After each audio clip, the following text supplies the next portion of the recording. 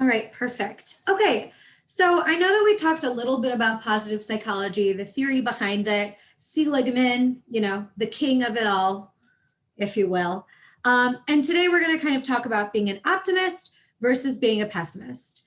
And so we looked at this a little bit last week, but think about yourself just generally. Know that you are strong, especially for living in a pandemic during, some of the most exciting years of your life.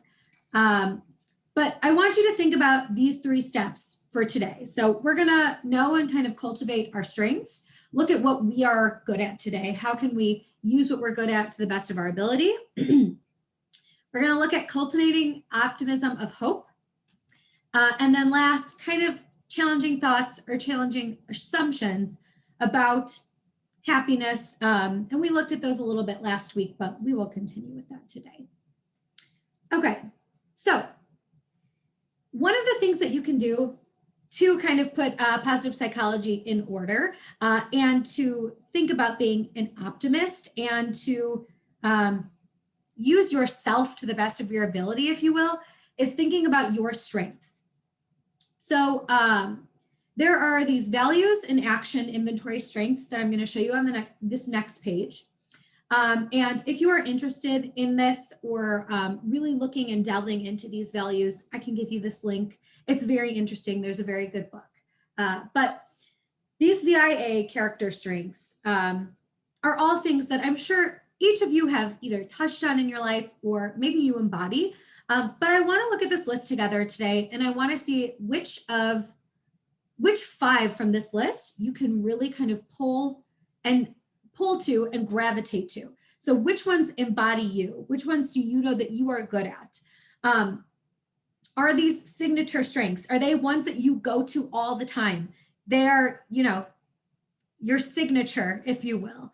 I want you to think about how these strengths help you in your everyday life, or maybe how they're utilized in your everyday life. And then do they help you manage stress? So in that document that you created last week, remember, maybe it was a piece of paper, maybe it was a bujo. If you weren't here last week, sorry, I love a bullet journal.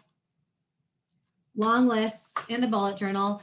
Or maybe it was a Google Doc or a Word doc. I want you to pull that back up. We're going to use it as kind of a working doc to kind of throw all of our ideas kind of in there. It is going to be just like a vomit doc, okay? So this is only for your eyes. You can kind of just throw things in there. But I want you to think about like intervening in these strengths, okay? We want to identify them. We want to develop them. We want to use them to better our well-being. So let's quick look at the strengths because I've been saying strengths, but we don't know what they necessarily are yet. Okay, so the strengths fall in these 6 different categories. So we have wisdom and knowledge, courage, humanity, justice, temperance, and transcendence. So I'm sure that something has already popped out to you, but what I want you to do right now is I want you to pick 5 strengths. So I'm going to give you a couple minutes. Pick those 5 strengths, and then I'm going to ask you a couple questions. It might not take you very long. And your strengths can change as well. So you can think about maybe what you were today, maybe what you were at the beginning of the year, what were you maybe as a freshman in high school. But let's focus today on the strengths that you think, you embody.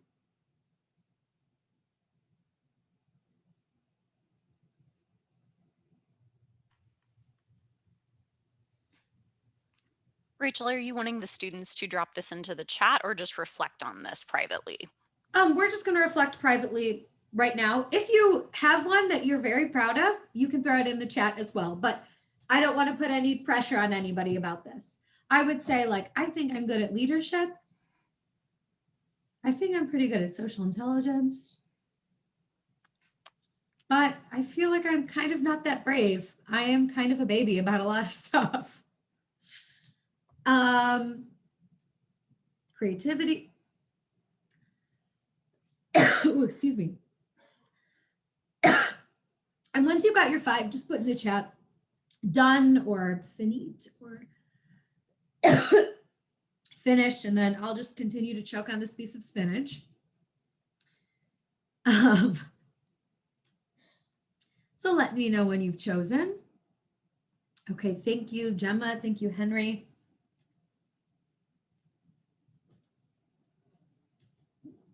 Thank you, Alexander.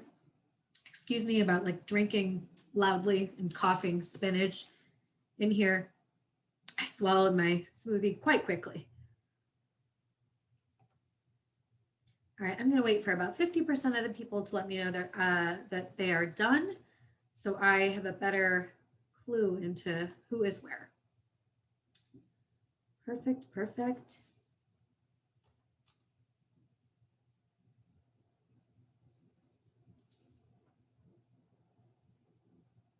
Okay, and I'm going to click back for a second. Excuse me.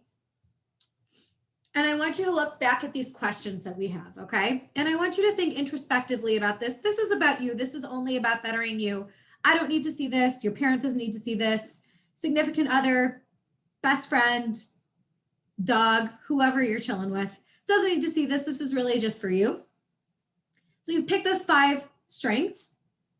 Are they signature strengths? Are they strengths that you use every day?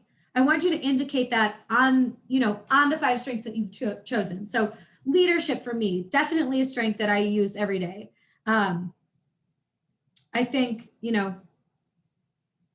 I think about being at work. I think that I'm a leader. I think in my own household, there's only 2 of us, but clearly I'm wearing the pants.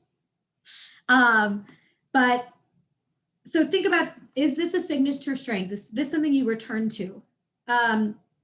And then think about how these strengths are used in your everyday life.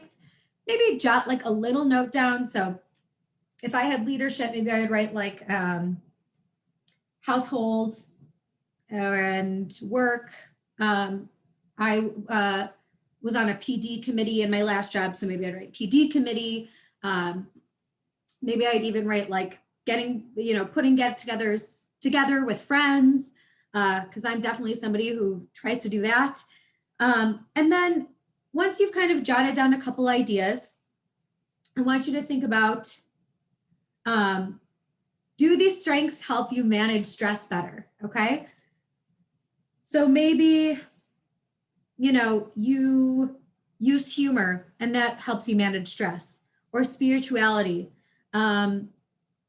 Maybe self-control helps you manage stress, or teamwork, and some of these may not help you manage stress. That's the truth of it too. I feel like I am very creative and I want to do everything and it stresses me out. And then I, ruminate at night thinking about what else I could do. And then I'm like a complete crazy person in the morning and then I want to do more. So that one does not help alleviate stress for me. Okay, so I want you to think about these strengths and virtues that you at optimism versus pessimism. And these strengths and virtues may play into that a little bit as well. Oh, and also you can find the strengths and virtues wheel. I like it. I actually have one cut out and it's here after I did all of this research, because I think it's kind of a good way to categorize all of these virtues. So if you are a Bujo nerd like me, this is something that you're interested in, get the wheel, get the wheel. Okay, so to cultivate optimism and hope, you really want to kind of focus on your strengths. You can't always be worrying about those weaknesses, correct? So there has been many studies that optimism is actually linked with numerous benefits, health, well-being. We'll talk a little bit about this later, but Deepika Chopra, who is Deepak Chopra's daughter, did a incredible study where they met with women with breast cancer, and they sat down with these women and they said to them, one of 2 things. You have a 50-50 chance, or they were very optimistic. You have a high chance, this is going to be easy, They practiced optimism before before the surgeries, and the women who practiced optimism actually recovered like months faster than the women who did not practice optimism. So just a little quick thing. We'll talk more about that. I'm just quickly telling you about it because it's pretty awesome. So a way to cultivate optimism is to remind yourself that you're resilient, okay? I know that this has happened to you, and certainly in college this is going to happen to you, where you think that everything is terrible. And honestly, I know that we have all thought this during this pandemic. I think about it all the time. I literally cried to my husband 2 days ago because I was like, it's not fair that we never went on a honeymoon, even though we got married like over 2 years ago. We just never went. We were lazy. We wanted to go this winter. But you're resilient. You're going to bounce back. Things are going to happen. Okay. And then the other thing that you can kind of do is think about or journal about your future self. If you are looking to the future in an optimistic lens, it's easier for you to kind of visualize what the future will be. I know that previously last week, I talked a little bit about The Secret. The Secret is kind of a load of crap, but the idea behind it is a really great idea. So for this moment right now, we're not going to take 20 or 30 minutes. You can work on this a little bit later. I want to make sure that we've got time. I'm going to give you about 5 minutes. And I want you to use this visualization tactic. And I want you to think about the future of yourself, okay? And these can be just jotted down notes. This could be a paragraph. I want you to kind of write down what you imagine. Is it a specific career? Is it a grad school that you want to attend? Is it a PhD that you're going to get? Is it somebody that you're going to meet? Is it a pet you're going to get? Is it somewhere you're going to go? Is it something you're going to specifically do? Are you going to be the one who is going to cure cancer? Are you going to be the one who's going to, kick Elon Musk out of the electric car game? So I want you to take about 5 minutes, write these things down. These are just for you.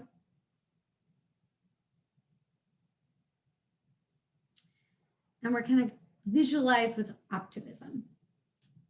And this could even be, in 6 months after the pandemic. It doesn't have to be big, huge goals. But it doesn't help. It doesn't hurt that they are. When you think big, you achieve big.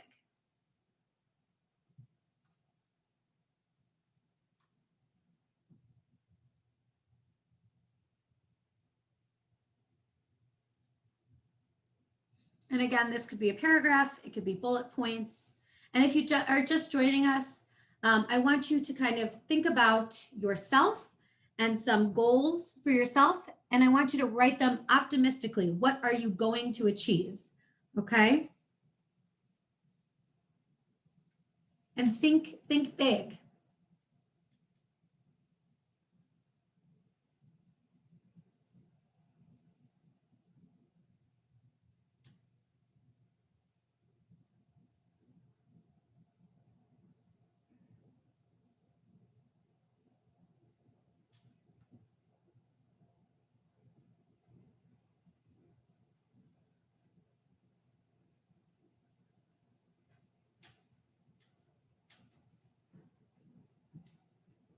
I'm going to give you about 2 minutes more. We spent about 3 minutes doing this. I know that I'm chatting just to fill up the space. I don't want anyone to feel that the silence is killing them, which clearly it's killing me because I keep talking. But you're going to be writing maybe in about 1 year, 5 years, 10 years, just a quick couple goals that you want to achieve. Think optimistically. These are goals you are going to achieve. If you don't want to look that much further, you can think about maybe just after, the pandemic. What do you want to achieve after you've been vaccinated? That would be something nice too. And these goals can be career goals, personal goals, family goals, monetary goals. Those are very good ones to have. Save that money, you guys. Pay off those loans. Marky and I know about that life.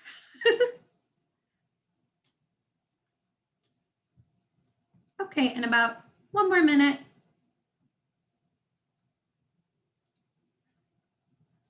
And when you're finished, you can just drop it in the chat so I know about how many of you are done.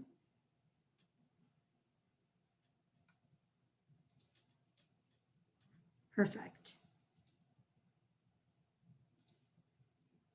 Awesome. Thank you.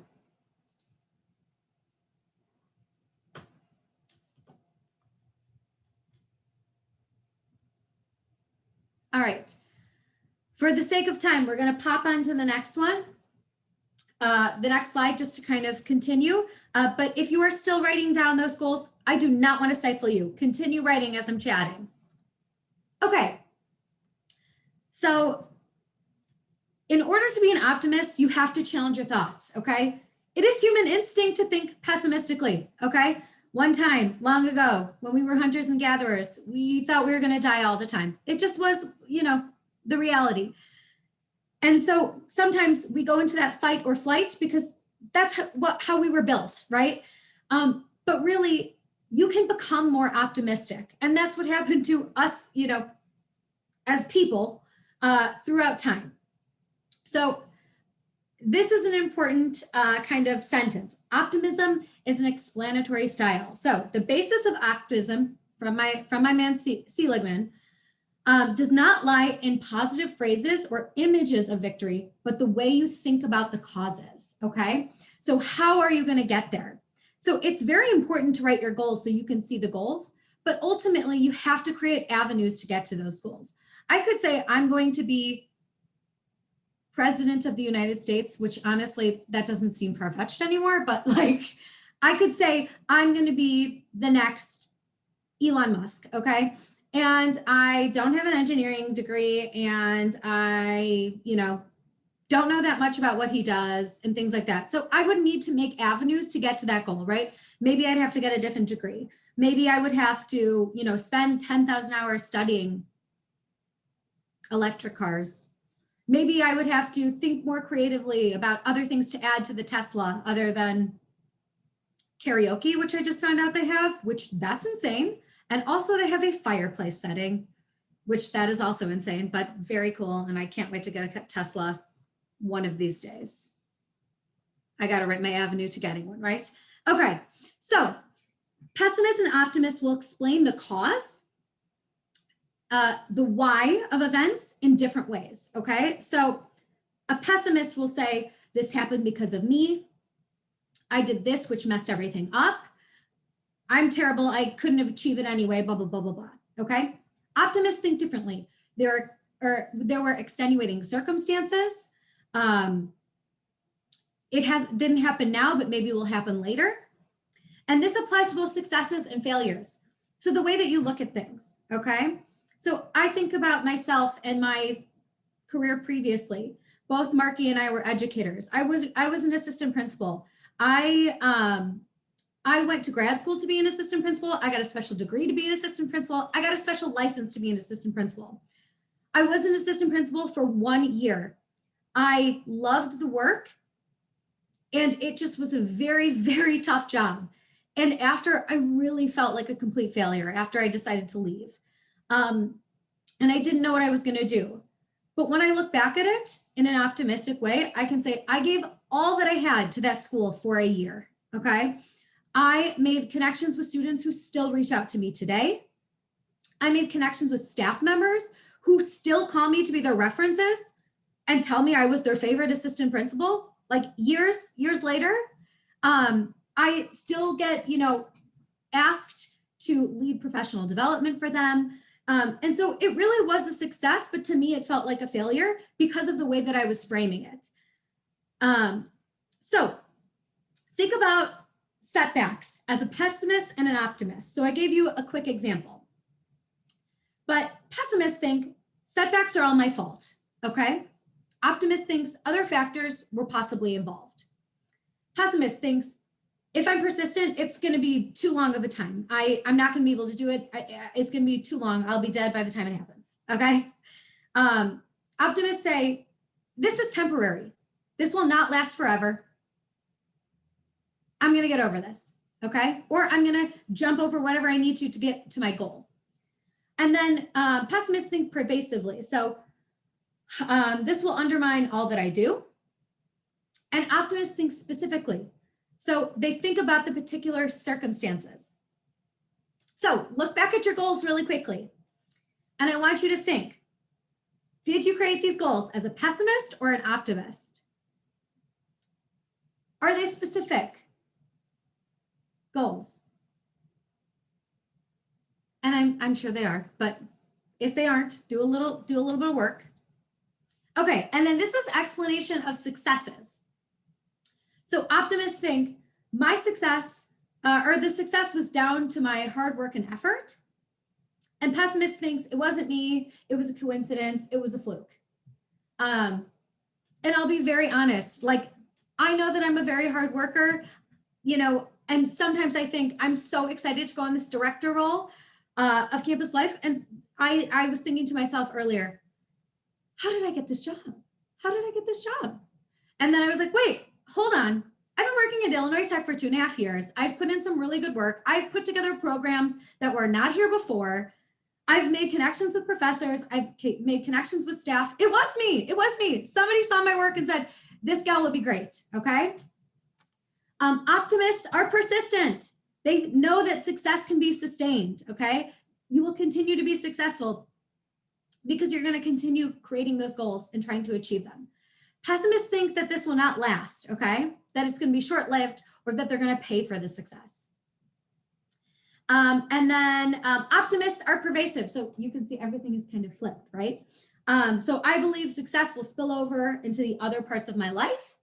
And then pessimists are very specific. I'm still awful at blank, even though I've done blank, okay? So think about successes in your life. How have you framed them?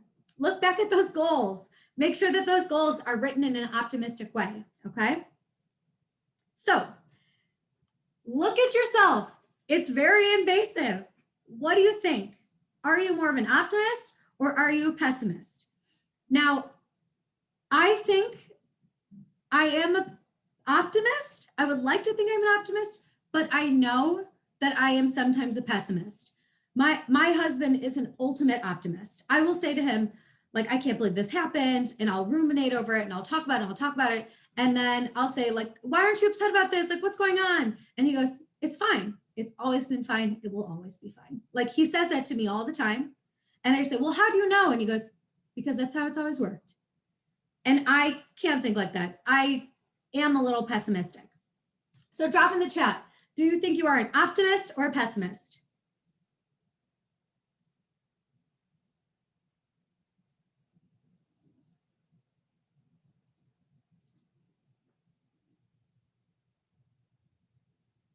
And I bet a lot of us will say pessimist, or we try to be optimistic, but we're pessimistic. Yes, both, yes.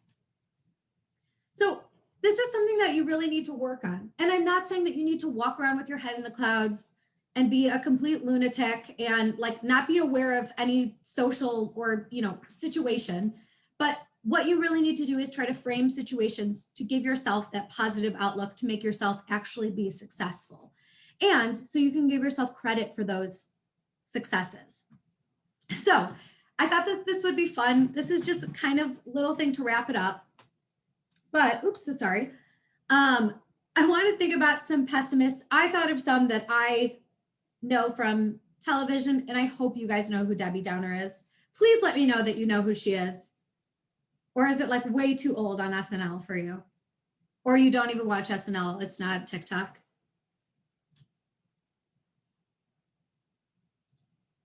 Okay, okay. Thank you, Lucy. Thank you. Okay, okay. All right. So Debbie Downer is a character that every time you say something optimistic, she follows it up with something pessimistic. So you say, I got a cat, and she said, cats have feline AIDS. So she's just a treat.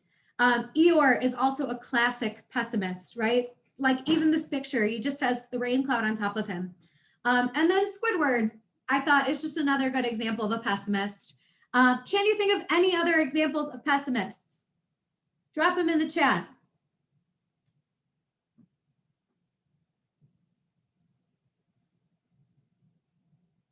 And if I don't know them, I'll just say, I'll take your word for it. Is it now that thing where I gave you 3 examples, so now it's hard to think of more? I should have only given you 1.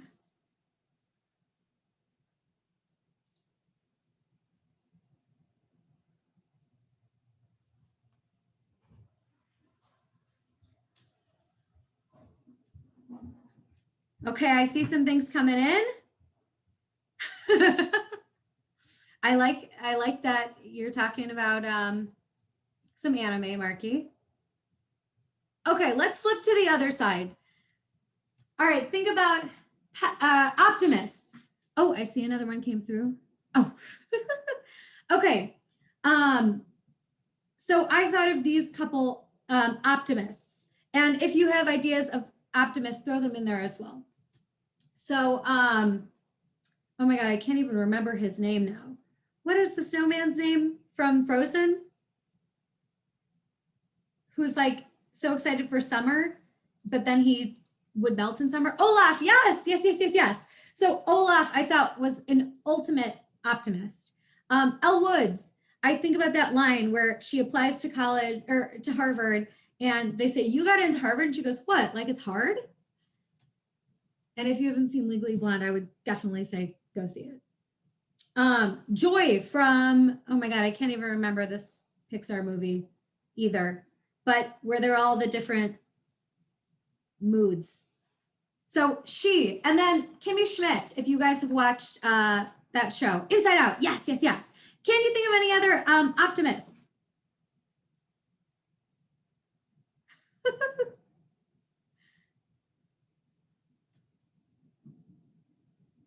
Yes, yes, yes, yes. Chris Traeger, 100%. SpongeBob, yes. Oh, me, thank you. Okay, so I'm going to turn it back over to Marky. I think we only have a couple minutes left. But I can't wait to see you next week. Keep that that note or the doc or somewhere. We're going to do a little bit more word vomit on it, and then we'll do something a little bit more structured the next time that we meet. All right, friends. Rachel, thank you so much. I really enjoyed that personally. All right, friends. So I do have a few reminders for you this week, and I will go ahead and jump right into those. Once again, a request, continue helping to spread the word about the First Year Experience program and these seminars. Like I said, the reason that we're doing this positive psychology unit actually, has a goal. The goal of this is to really teach you, how to think about life optimistically, not with toxic optimism, which is basically the belief that you just have to look at everything through rose-colored glasses, but reframing your thoughts, reframing the way that you look at things in a productive manner. That being said, this is all going to go toward what is called a living college experience plan for each of you, where you're really visualizing your future. You're visualizing your graduation day. You're thinking about what are the things that you want to accomplish between now and then, and putting a real plan into action in order to do that. So that's why we're talking about these things right now, so that you are then able to complete this individual plan for yourselves later in the semester with the help of your first year mentor. So that's what's coming. In addition, don't forget that I shared the link for the First Year Experience Spring Survey with you last week. I will also drop that in the chat here momentarily. If I have any mentors online right now and you happen to have the link in front of you, feel free to go ahead and drop it, or I will do it at the end. But please make sure that you take that survey, because what we're going to do is basically fill our first year seminar with programming that is chosen by you after midterms week. So make sure that the program works for you and fill out that survey for us. I see something popping into the chat right now. Thank you so much. Very much appreciated. In addition, friends, I want to let Lucy and Christian come online really quickly. They are our lead first year mentors who are kind of helping to lead the entire team right now. And they actually helped me organize the t-shirt handout for this week for the fall 2020 t-shirts. So like I said, if you are a spring student, we did order these back in the fall, so they are not available for spring students at the moment, just so there is no confusion. But Lucy and Christian, if you want to hop on and talk about the logistics of the t-shirt handout this week. Yeah, sure. Hi, I'm Lucy, and this is Christian, and we're at the welcome desk at TCC. And during the lunch hour for today, tomorrow, and then Thursday, we'll have everyone's t-shirts. So you just come up, give us your mentor name, and we'll get you the right t-shirt for you. Yeah. Awesome. I'll just introduce myself as well. As she said, I'm Christian, and I look forward to hopefully seeing you all in the next couple of days. Come and pick up those shirts. We don't want to have to lug them back and forth, and it's better if they're in your hands rather than ours. So. Excellent. Thank you so much, Lucy and Christian.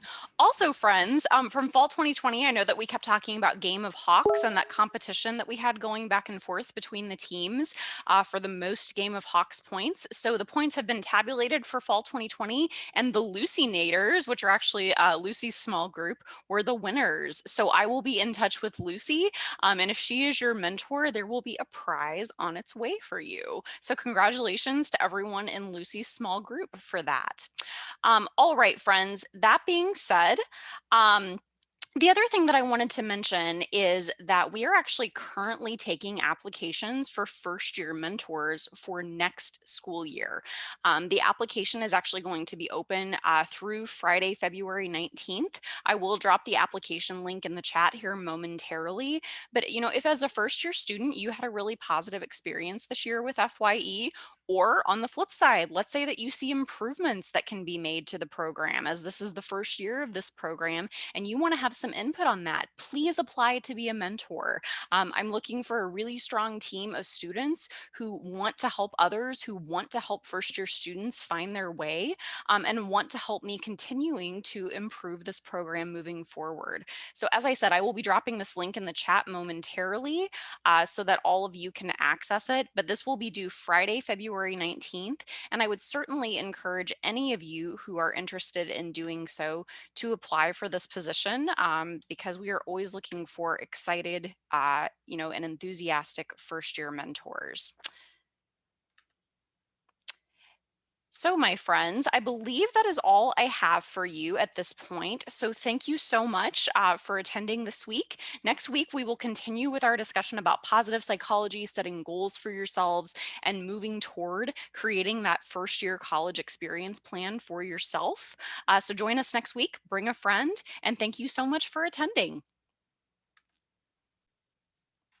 Bye, everyone. Yeah, wait, is she gonna? Hey,